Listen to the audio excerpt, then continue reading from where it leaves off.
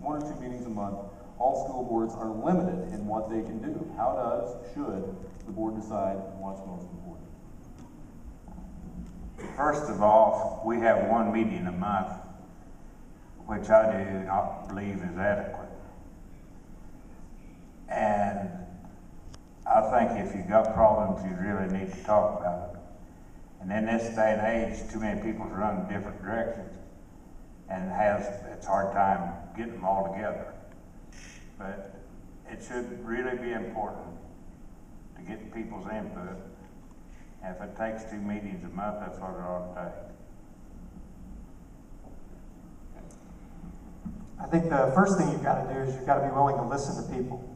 And then you have to be willing to create opportunities to listen to people by connecting with them, whether that's through Facebook, email, holding a conference or a meeting where people can come and ask you questions, not where you get to push your agenda, but you listen.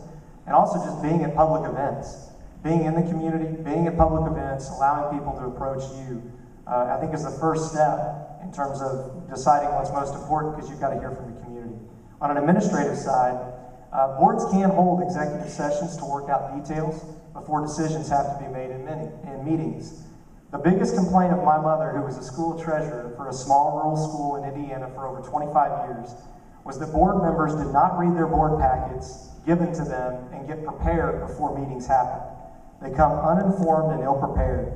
And my mom used to talk about that all the time, and I will commit to read, listen, and be prepared so that the meetings are the most effective they can be for our community and for the people I represent.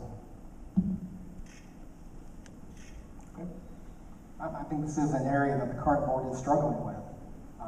And it all comes back to clearly defining what your educational goals are, prioritizing your goals, and then building the way the board operates around achieving these goals. Of course, the first step to making sure that we can achieve this is to make sure the school system's financially sound. If that's not happening, then everything else is difficult to achieve. And all board members need to be involved in this process. And that means being involved in meetings when you have the time, and then not standing by and letting others handle it. When you do have the educational goals in place, you can then plan and build around these goals at every meeting and see where your progress is in meeting these goals for now and long into the future.